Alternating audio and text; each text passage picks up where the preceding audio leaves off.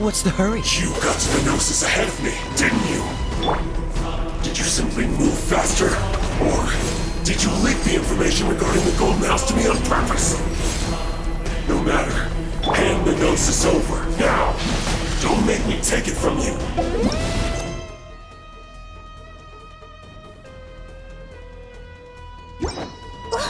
We didn't take it!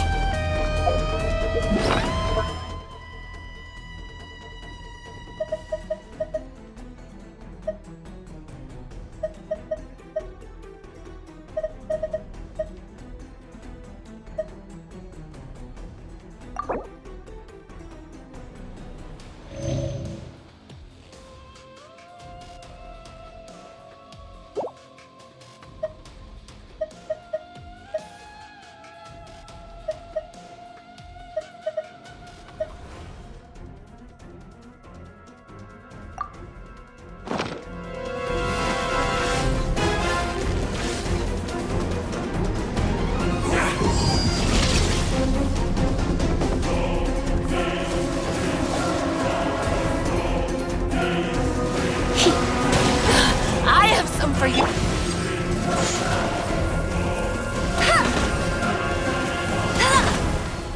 Freeze!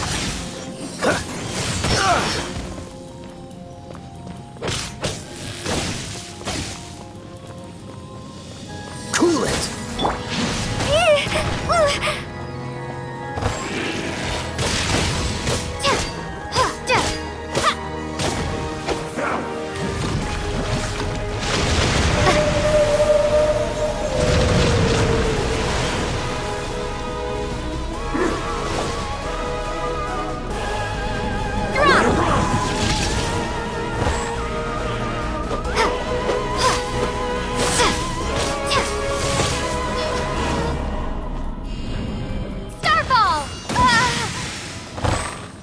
Die here.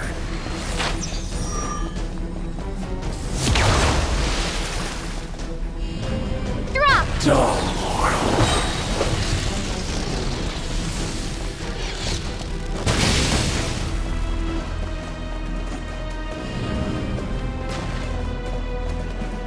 Crumble apart!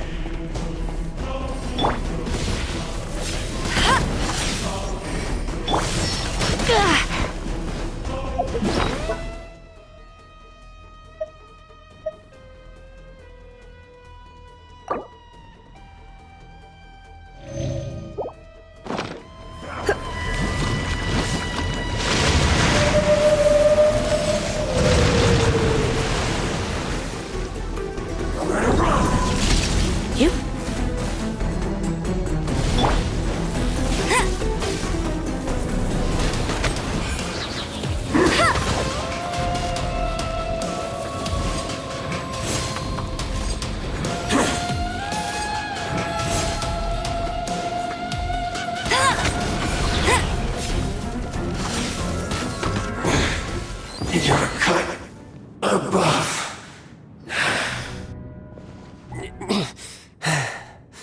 Look! Childe's back to normal again! Well then, time to cool off. It seems the burden of the foul legacy transformation was too great for my body. I lacked the opportunity to think this through. And now that I consider the matter more carefully, you never had any chance of beating me to the Gnosis. You had no connection to the Gnosis, no matter where it had been taken. That's what we've been trying to tell you! We didn't take it! Your show of ability today far surpasses that of Signora's initial assessment of you in Mondstadt. Tell me, how could that be? You already know the answer, don't you? I can see it in your eyes. But if that is a secret you wish to keep, I guess I'll just have to curb my curiosity. This battle has already left me satisfied. Anyone who strives as I do to grow stronger shall be called a friend, even if our friendship can only be shown in battle against one another. Pretty sure that's not the normal way to make friends. Unfortunately, I must bring this amiable conversation to an end. My quest still beckons. Given that the Gnosis wasn't taken by anyone, then we must look once again to the beginning. Perhaps it was never in the Exuvia to begin with. In fact, it might be that the Exuvia was just a diversion of sorts. What? So you mean that... Yes, it appears so. Interesting to say the least. It seems that the guardian deity of the capital of commerce is also well versed in little maneuvers beyond the boundaries of contracts. As such, we must now look to our backup plan. Backup plan? I had hoped it would never come to this, for the weak will be swept away in the process. The truth is, the world belongs to those who pursue strength. I seldom willingly involve myself with the weak. Unfortunately, we cannot be picky about our methods as Fatui Harbingers. Children must all learn to eat their vegetables sometime. So what are you planning to do? I will awaken the god that lies dormant beneath Guyon's stone forest. A god? Osial, Overlord of the Vortex, who was defeated by Morax, the Geo-Archon in the Archon War, and who has remained pinned beneath the waves by the Geo-Archon's stone spears ever since. If such an ancient god were to be unleashed upon Liyue Harbor, defenseless without the protection of its deity, do you think the cunning Rex Lapis would just stand aloof and watch the ensuing destruction? But the Archon War ended 2,000 years ago. How can an ancient god appear in a world now overseen by the Seven? Simple. I've already prepared the means to awaken it. Hey, those are sigils of permission! Oh, Paimon remembers now. The Fatui have been researching them. Indeed. The one that was given to you was just a byproduct of our research.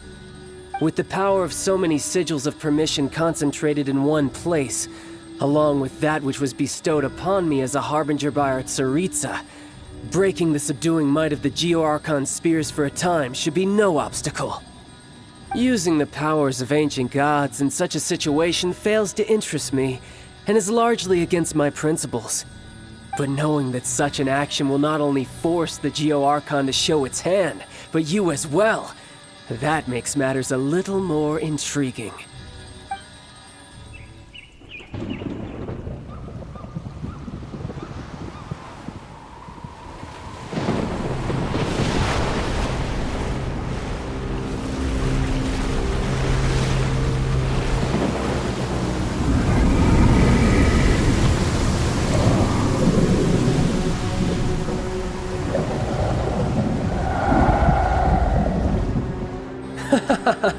Let's see. Will the nation that has lost its deity be swallowed up by an ancient malice once more? If you wish to drown together with the people of Liyue, you're free to stay and enjoy the show. Huh? He's already gone. That guy is fast. What's going on?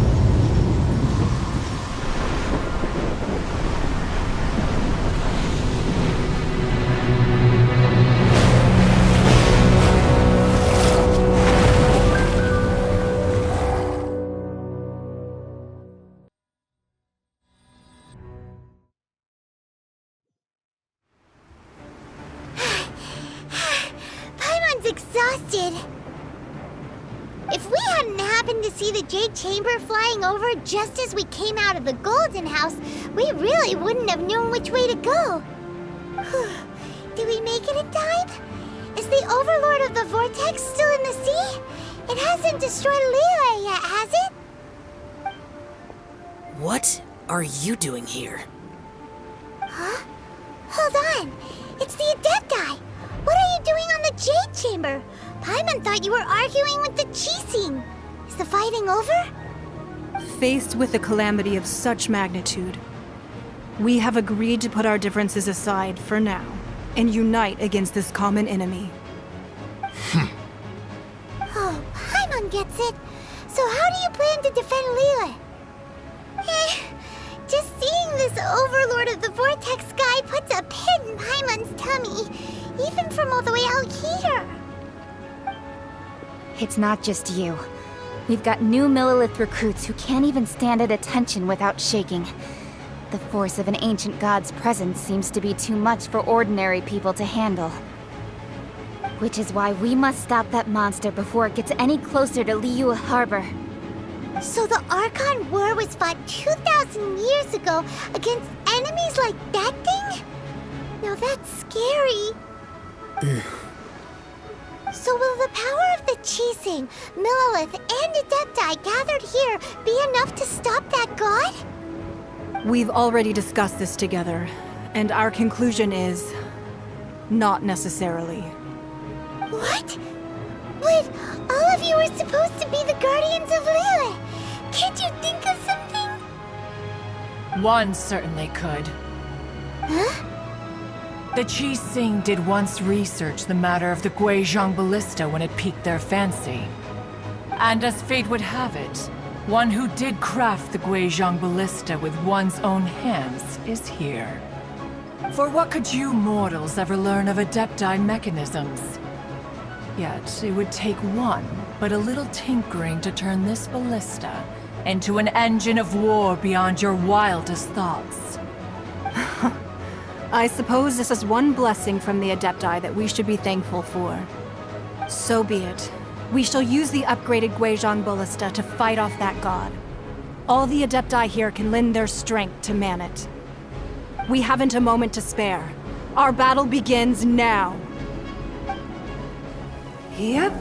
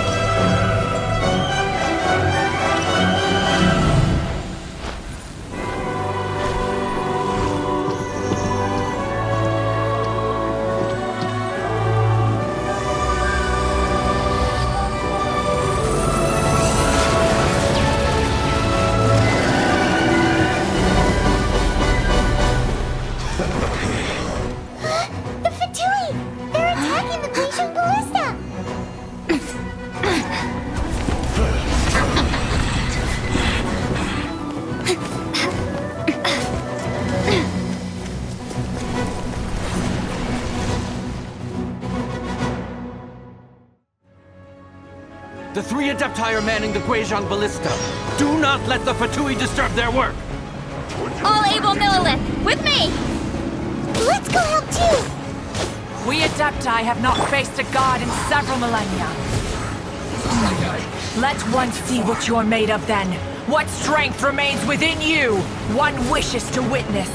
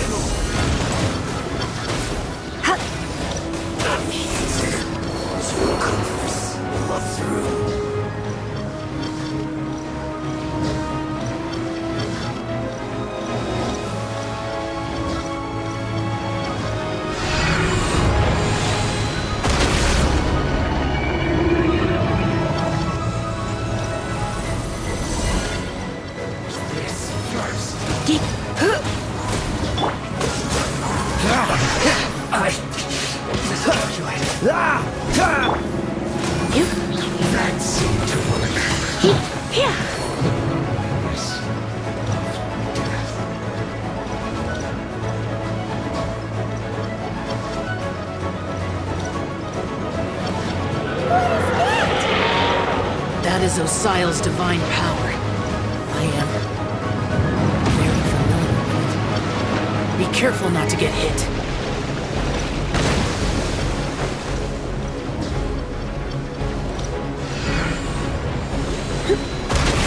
The Fatui! Their attacks are unrelenting! How daring. Snezhnai's diplomats will answer for this afterward. Every last one.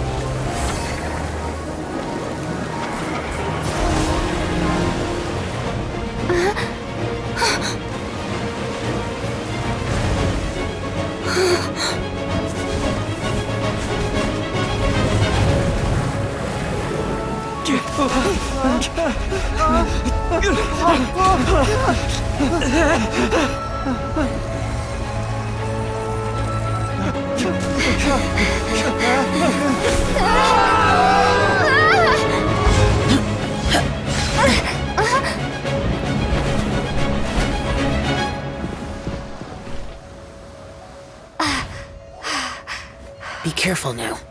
The Guizhong Ballista is destroyed. Without its covering fire, retaliation shall be difficult. But the Jade Chamber is our last line of defense. We can't give another inch, no matter what.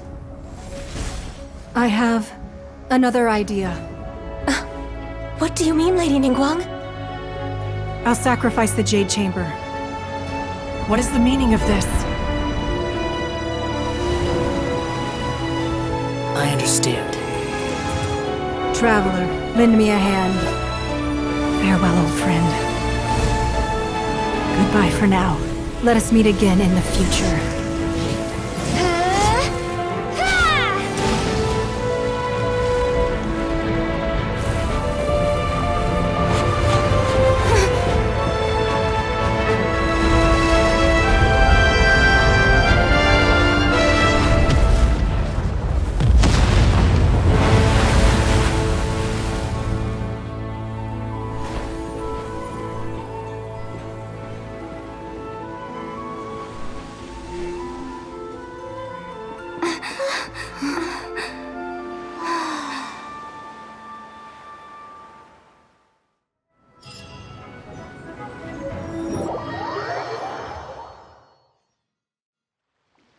Is it finally over? The ominous aura of that monster has indeed begun to fade. The effects of the Sigil of Permission last but a short time. It will be some time before the Overlord of the Vortex can make any waves again. We are indebted to you for your assistance.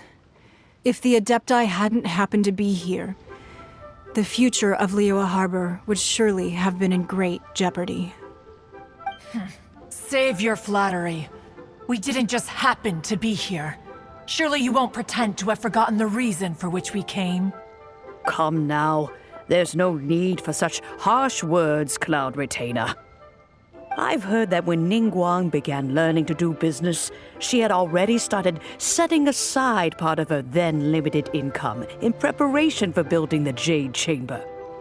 At first, it was only the size of a small room, but with continued expansion, it has become the palace that lies before you now.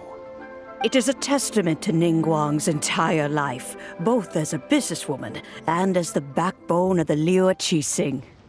Seeing the Jade Chamber destroyed in the defense of Liyue means much to her. To me, such cooperation and sacrifice deserves at least some recognition, don't you agree? Well, I was really hoping you would say that such sacrifice could at least be used as some leverage in our negotiations. Thank you all for hearing me out. We know very well why the Adepti came here today. But please forgive us. We cannot yield to your wishes. Oh? 3,700 years. According to our records, the Adepti signed a contract with Rex Lapis to protect Liyue 3,700 years ago. Even to this very day, Liyue and its lands have stood the test of time, immovable as stone, just as it was thousands of years before. This is truly no small feat. But that does not mean that the Liyue of today is the same city as it was all those years ago. Do not merely cast your protective gaze upon the land. Instead, focus your sights on our city and each of the citizens that dwell within it. Are you questioning our means of protecting Liyue? I mean no offense. I simply hope that our Adepti forebears would see Liyue in a new light. Forebears, you say? One doubts you would be fit to be part of such a lineage. This morning, Rex Lapis appeared to me in a dream. What? In the dream, I yearned to tell him that we Qixing, though mortal, are equally bound to the contract. Each passing generation of the Qixing leaves many things of value to be inherited by the next generation. I also thought to tell him how the past generations of Qixing had strove under his rule to survive in our mortal world, establishing a network of contracts which has since come to be known as trade. But I dared not speak. I could only gaze at him in silence until the moment I awoke. Oh, Ningguang. Yet another perspective. What are you trying to say, Outlander?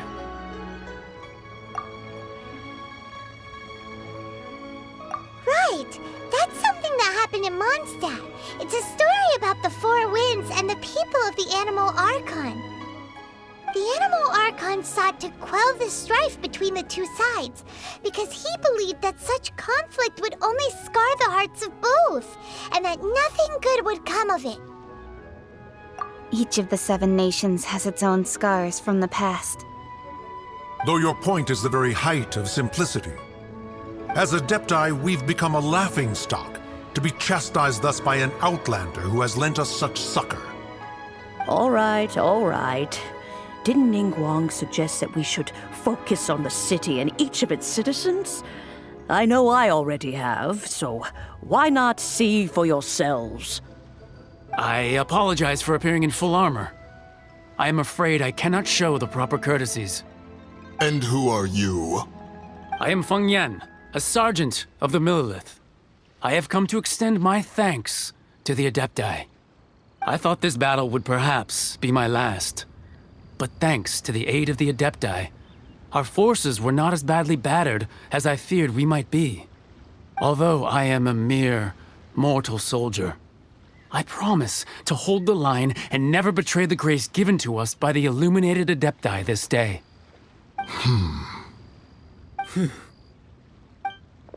Huh? Why does everyone look so down? Didn't we just beat that big monster?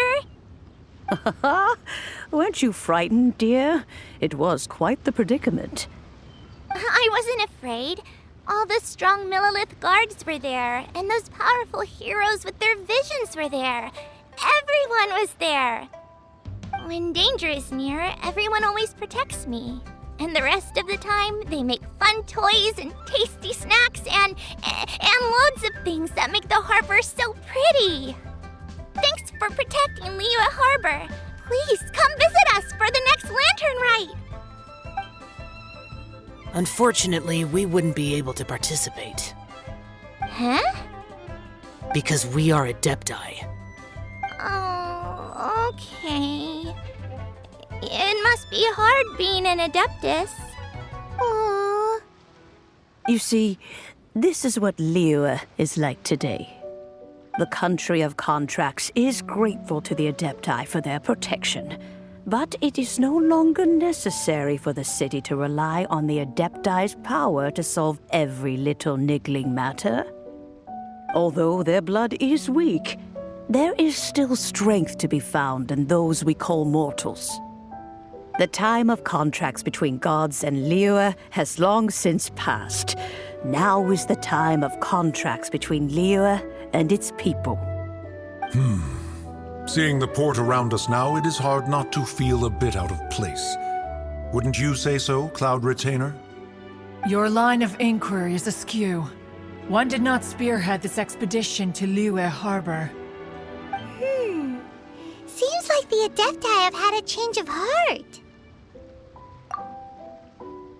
Let us return now. Eager to leave, Conqueror of Demons. Yes, one understands what the Conqueror of Demons means. The city of Liyue has changed much after our long separation. One fears that by the time one finally grasps the new contracts of Liyue, you humans would have once again changed the place beyond recognition. Fair enough. Away we shall, and return whence we came.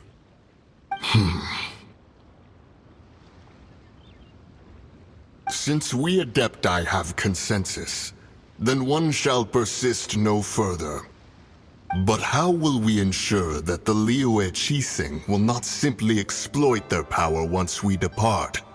In my view, that is still a thing to be guarded against. All right, Mooncarver, you needn't worry. It seems to me that this right of supervision is best left to the people of Liyue. Looks like the conflict between humans and Adepti was avoided. All's well that ends well, huh? Oh, right! It's nice that we've got peace and all, but we're forgetting one thing. Childe wanted to unleash the god so he could lure Rex Lapis out. But we were able to handle the Overlord of the Vortex on our own, so Rex Lapis never showed up. Oh, and speaking of that, don't we still need to get to the bottom of that Archon's death, too?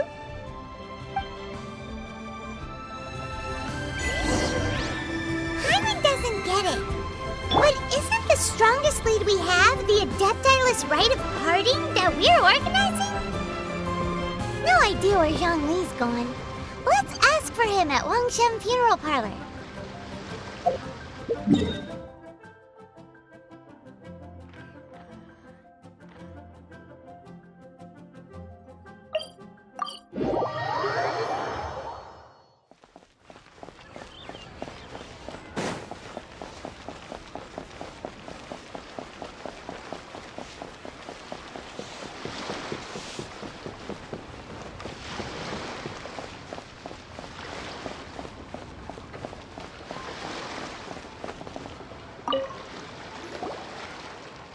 Is there anything I can do for you two?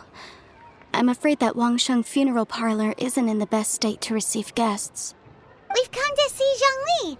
Could you please tell him we're here? Unfortunately, Zhongli isn't here at the moment. It seems he went to Northland Bank. Doesn't the Northland Bank belong to the Fatui? Last time we saw Zhongli was before we went to the Golden House. Do you think he doesn't know about the attack on Liyue? Visiting the Fatui at a time like this could only mean more trouble. We had better go and make sure that everything is okay.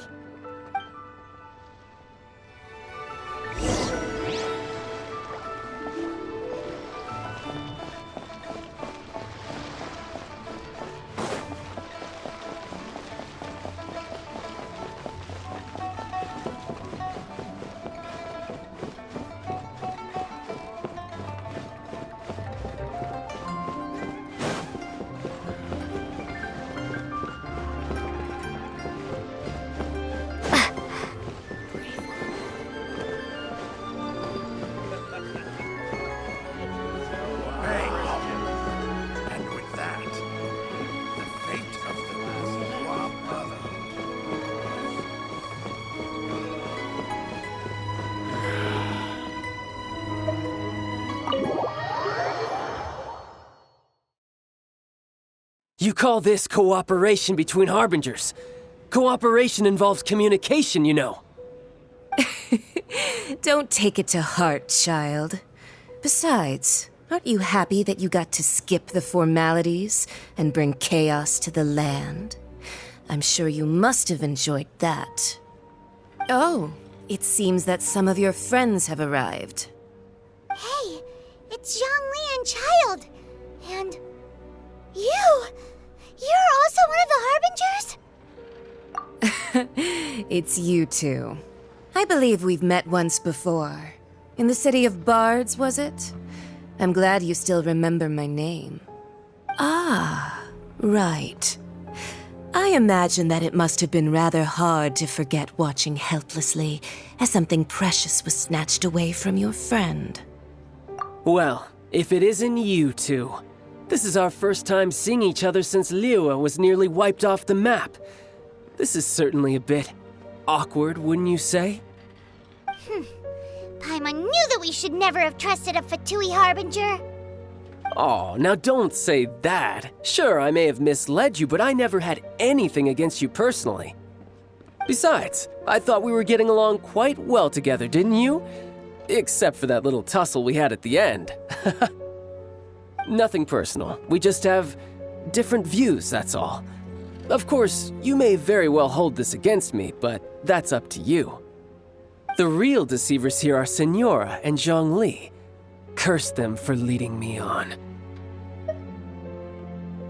So actually, I think... Stop wasting time, child. There'll be plenty of time to chat once I'm through here. You remember the agreement, Morax. Now, if you would be so kind. The Gnosis, please. What in the world are you talking about? The contract is fulfilled. That which thou seeketh is now bestowed unto thee. For my promise is solid as stone.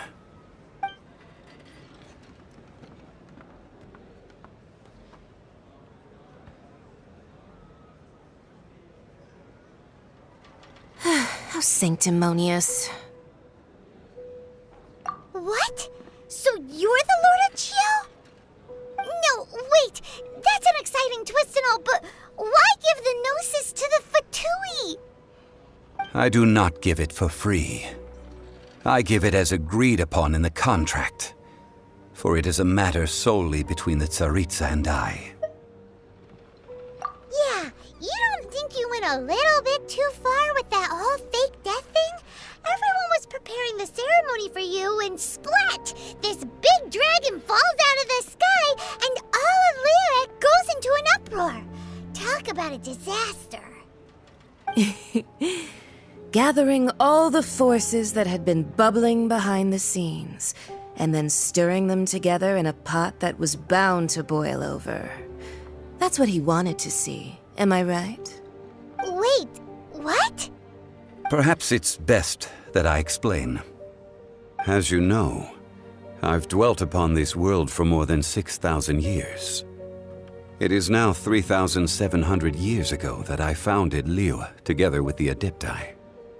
Even boulders that can withstand whirlpools will erode with the passing of time. I kept convincing myself that cracks had not begun to form, and that the end of my time had not yet come, until one drizzly day, as I was strolling along the harbor, I heard a merchant tell one of his workers, "You finished your duties. Go ahead and call it a day." I stood motionless among the crowds, asking myself, have I already finished my duties? Oh, Zhongli. But as I began to consider relinquishing my divine role, I soon discovered that many reasons still remained to not hastily depart. Was Liyue, the city I had dwelt in for so long, already prepared to enter its next age? I decided that a test was needed in order to reveal the answer. So I feigned my own death, and gathered the cast of Childe, the Adepti, and the Liyue Qixing to play their roles together on the stage that was Liyue. Indeed I was. The Gnosis, which I had kept for so many years, suddenly seemed to have lost its meaning. That's right, which is why I continued to safeguard the Gnosis until now. So you mean that if the chaos ever reached the point of no return, you would simply appear and use your divine powers to bring Liyue back under control? Of course, and it would have been all too easy for him too. Just as a child quickly matures after losing their parents, so has Liyue matured when faced with the death of its deity. In the end, the resolution to all that has transpired was even more satisfactory than I could have hoped for. Take the Adepti, for instance. Owing to their years of seclusion, they were the least informed. Yet when faced with a crisis, they commendably showed the greatest amount of restraint possible.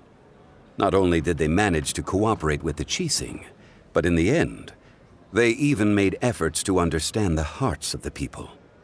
Credit is also due to Senora, the emissary dispatched by the Cryo-Archon to fulfill our contract.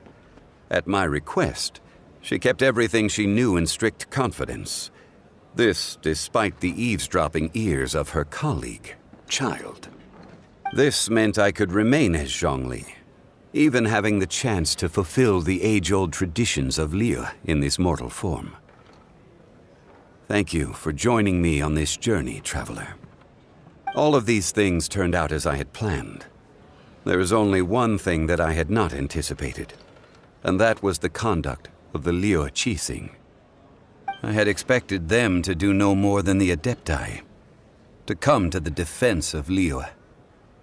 But when all was said and done, they seized the opportunity to supplant Liyue's divine protectors, and used the subsequent power vacuum left by my death to quickly gain complete control of Liyue. Huh? That doesn't sound good at all! On the contrary, I think it is excellent. I had always feared that it was too soon for them to take over from me. And it was also that which I longed for the most. As such, this is the best parting gift anyone could have given this god of old. Hey, what about me?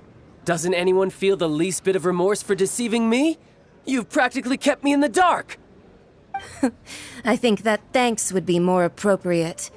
You certainly played no small part in all of this, wreaking havoc and turning the city upside down. The Lord of Geo ought to thank you for your performance, if anything. If you hadn't created the pressure of a battle between mortals, Adepti, and a god, the lump of coal resting in the hands of the Geo Archon, Liyue, would never have been able to become a dazzling diamond of a city. Huh? Just whose side are you on, mocking me like that? Are you itching for a fight? Be that as it may, you've come out of this as the hero of Liyue. I, on the other hand, will be forever prescribed as a disturber of the peace, no? Well then, with the Gnosis in my possession, I have no use for such idle chatter. We should return to Zapoljarny Palace and seek an audience with Her Majesty, the Tsaritsa. Come, child. Fine. I'll meet you there later. I'm not sharing a boat with the likes of you. Do as you wish.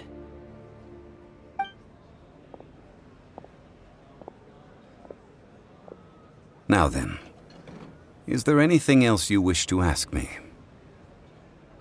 Right! As Zhongli always told us, a good trade is a fair trade. Paimon has no idea what could be a good trade for a Gnosis. Realistically speaking, there is no such thing. Huh? However, I am the god of contracts. For thousands of years, I have made countless contracts. If the deal was of no benefit, then I certainly would not be inclined to agree to it. My agreement with the Cryo Archon will be the last of my contracts as the Geo Archon. My contract to end all contracts. As for the bargaining chip that the Tsaritsa used to balance the scales, uncover that answer for yourself in your future journeys.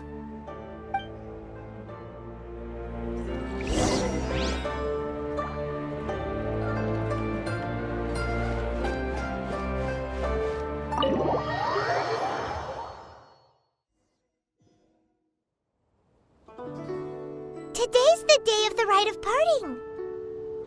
Although the star of the show is fake, we've spent so much time trying to organize it, it would be a real shame not to go there now.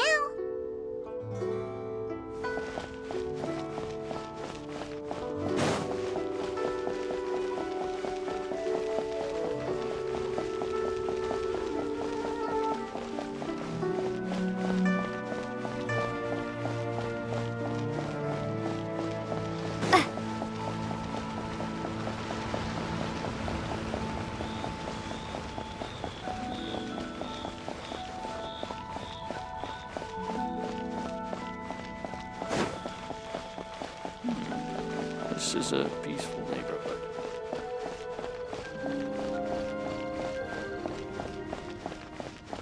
Oh, well, since we're going through with this rite of parting, I guess it means that those rumors hit the nail on the head.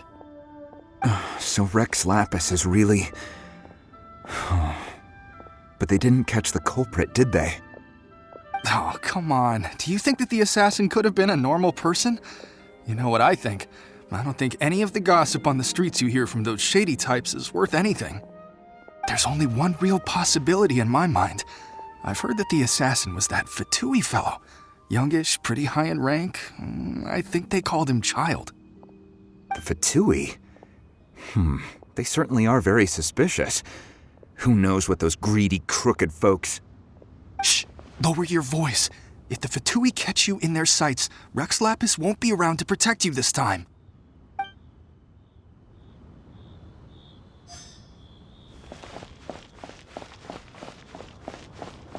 You know that god from the ocean couldn't have just shown up out of nowhere. I mean, it's been 2,000 years since Rex Lapis subdued it. Yes, and to think that this happened right on the heels of the incident with Rex Lapis, too. Say, do you think the person who assassinated our lord and released that evil god might have been one and the same? Now that you mention it, that's very possible. Yes, it's very possible indeed. I mean, it all fits together. That person must have colluded with the evil god to harm Rex Lapis. Oh, that wicked, black-hearted scoundrel. Still, what sort of supernatural prowess must this person possess to be able to do such things? I have never heard of such a person in all my years. Forget it. Guessing's no use to us. Look, the Millilith over there looks like he's about to make an announcement. Let's hear what the Ministry of Civil Affairs has to say first.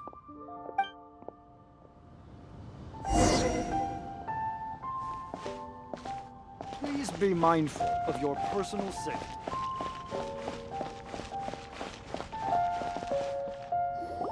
Hear ye all! The Qixing's words. Though a dragon soars ageless as the mountains, it too must return to dust. This is common knowledge.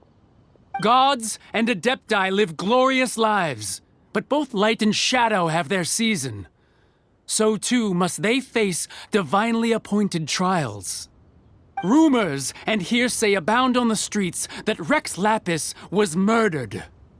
Now, let the truth be revealed.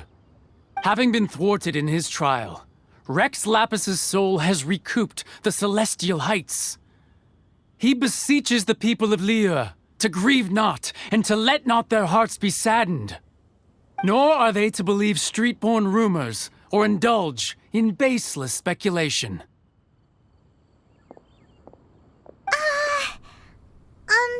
Paimon needs a translation on what the Qixing's announcement said. So that's how they're spinning it. Something feels off. Why would they suddenly give up looking for the murderer? Not to mention how this excuse sounds like something they just made up on the spot. Could the Qixing already have known that Rex Lapis wasn't dead? But Zhongli said that neither they nor the Adepti knew anything. Did Zhongli tell them in secret after his gnosis changed hands? Exactly, right? Ooh, seems like the rite of parting has been going on for a while now. Let's go have a look.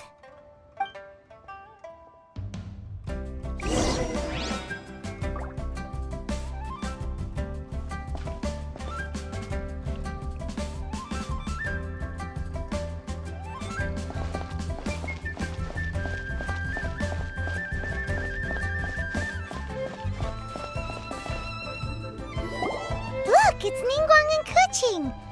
Are they saying something? Are their speeches over?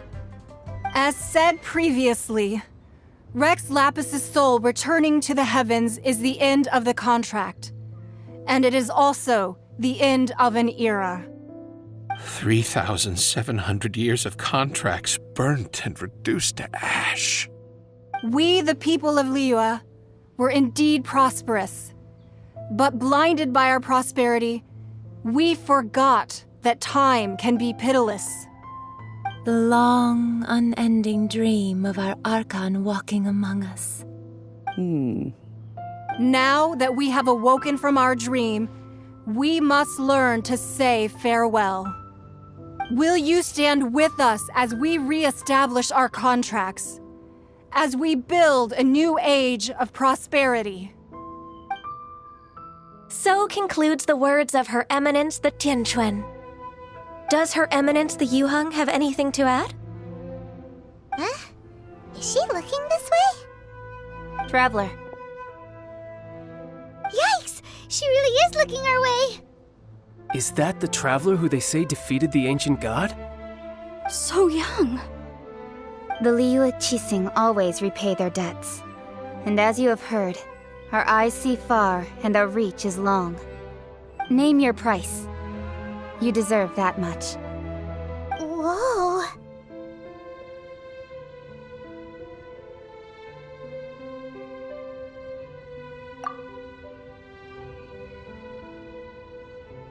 Wow, could you help me put up some missing person posters?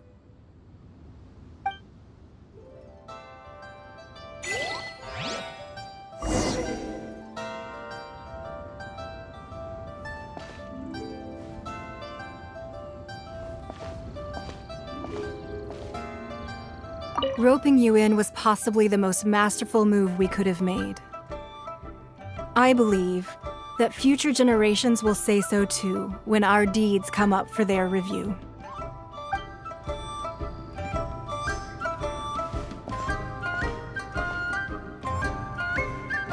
The cleanup of the premises, managing the crowds as they exit, making an account of the rite. There's much that remains to be done. I didn't miss anything, did I?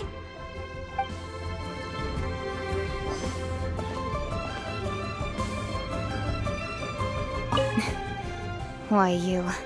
Were you just trying to look cool earlier, or are you really that selfless? If you were looking for someone, you could have just told me that in private.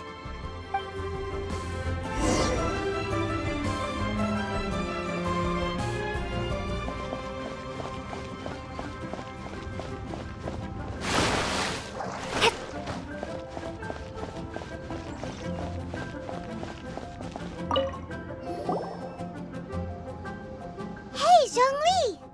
Look at this. Everyone in Liyue is caught up in their emotions, thinking that they'll never see Rex Lapis again. And here you are looking all relaxed. Why would I not feel more at ease after laying down the burden I have borne for 3,700 years? Right. If the two of you can spare the time, I should treat you to a meal at the Xinyue kiosk. Ha! That sounds like big talk, Zhongli.